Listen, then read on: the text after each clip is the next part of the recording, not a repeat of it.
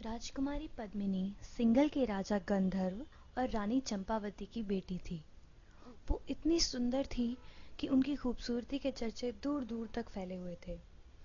उनके लिए एक योग्य वर का चुनाव करने के लिए राजा गंधर्व ने एक स्वयंवर आयोजित किया, जिसमें पद्मिनी की सुंदरता की कहानियां सुन के कई राजाओं ने भाग लिया। उन सभी राजाओं में चित्तौड़ के राजा रवल रतन सिंह भी शामिल थे, जिन्होंने बाकी सभी राजाओं को पराजित करके स्वयंवर को जीत लिया और राजकुमारी पद्मिनी ने भी उन्हें अपने पति के रूप में सहर्ष स्वीकार कर लिया। लेकिन ये खुशी ज्यादा दिनों तक नहीं चली। उस वक्त दिल्ली की सल्तनत पर बादशाह अलाउद्दीन खिलजी का शासन था। अलाउद्दीन खिलजी एक लालची और निर्दयी सुल्तान था, और जब उसके कानों में पद्मिनी की सुंदरता की तारीफें पड़ी, वो उसे पाने के लिए बेचैन हो उठा और उसने रानी को पाने के लिए चित्तौड़ पर आक्रमण कर दिया। उसने चित्तौड़ के किले को कई महीनों तक घेरे रखा। सुल्तान की सेना चित्तौड़ की सेना से गिनती, युद्ध कौशल और हथियारबंदी हर चीज में कई गुना आगे थी। लेकिन चित्तौड़ के किले की रचना इतनी कुशलता से की गई थी कि गिनती में कम होने के बावजूद चित्तौड़ के वीर सैनिकों को सुल्तान की सेना हरा नहीं पाई और किले के 7 दरवाजों में से एक भी दरवाजा नहीं तोड़ पाई। अब ऐसे में सुल्तान ने छल से काम लेने की सोची। उसने राजा रतन सिंह को ये संदेशा भिजवाया कि हमने रानी पद्मिनी की सुंदरता के बारे में बहुत सुना है। आप बस हमें एक बार उनकी एक झलक देखने दीजिए और हम किले से हट जाएंगे। राजा रानी पहले तो ये प्रस्ताव सुनकर अत्यंत क्रोधित हुए, क्योंकि किसी भी पर पुरुष के सामने एक विवाहित स्त्री का प्रत्यक्ष होना राजपूत मर्यादा के विरुद्ध था। लेकिन इतनी छोटी सी बात के लिए वो चित्तौड़ के वीर सैनिकों का खून भी नहीं बहाना चाहते थे। इसलिए उन्होंने एक बीच का रास्ता निकाला कि सुल्तान रानी को आईने में देख सकते हैं, जिससे कि राजपूत आन भी रह जाए और दिल्ली के सुल्तान की बात भी। उसके बाद सुल्तान को रानी पद्मिनी के महल में ले जाया गया। रानी पद्मिनी सरोवर के बीच बने अपने महल की सीढ़ियों पर आई और सुल्तान को उनके महल की दीवार पर लगे दर्पण पर उनका प्रतिबिंब दिखाया गया। इतनी दूर से भी रानी का रूप देखकर सुल्तान अलाउद्दीन के नापाक इरादे और भी मजबूत हो गए। उन्होंने राजा रतन सिंह का शुक्रिया किया और उनसे विदा लेने लगे।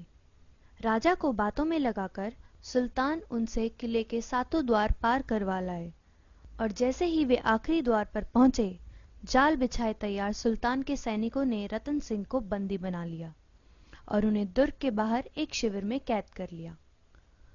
अलाउद्दीन खिलजी ने रानी पद्मिनी के लिए एक संदेश भेजकर ये शर्त रखी कि अगर वो उन्हें खुद को सौंप देती हैं तो वो रतन सिंह को आजाद कर देगा। अपने पति को छुड़ाने के लिए रानी पद्मिनी ने ये शर्त स्वीकार कर ली, लेकिन ये शर्त रखी कि उनके साथ उनकी 700 दासियां भी उनकी देखभाल करने के लिए आएंगी, और इसके अलावा वे अपने पति से एक अंतिम बार एकांत में मिलना चाहती हैं। सुल्तान को इस शर्त से कोई समस्या नहीं थी, लेकिन वो ये नहीं जानता था कि रानी की दासियों के वेश में चित्तौड़ के छटे हुए सैनिक 700 पालकियों में स्त्री के वेश में बैठे थे और हर पालकी को उठाने का काम भी वीर सैनिक ही कर रहे थे। कड़े पहरे के बीच रानी की पालकी को सीधा उस शिविर में उतारा गया जहां पर रतन सिंह को कैद कर रखा था।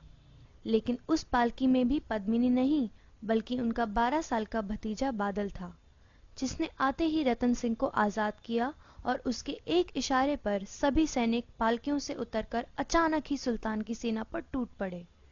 इस बात से अनजान सुल्तान की भारी सेना को भी संभलने में वक्त लगा, और राजा रतन सिंह को सुरक्षित किले में वापस पहुंचा देने के लिए इतना समय ही काफी था।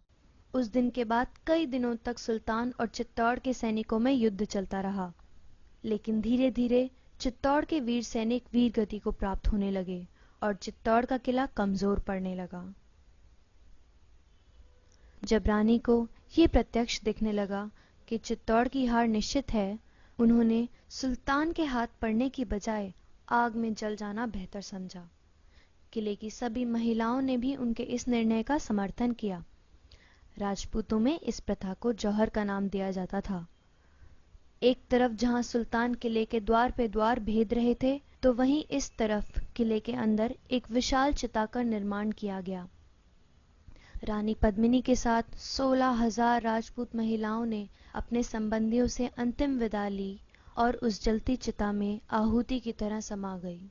और थोड़ी ही देर में वो सौंदर्य जिसके ऊपर पूरे साम्राज्य को गर्व था, आग की लपटों में स्वाहा होकर कीर्ति कुंदन बन गया।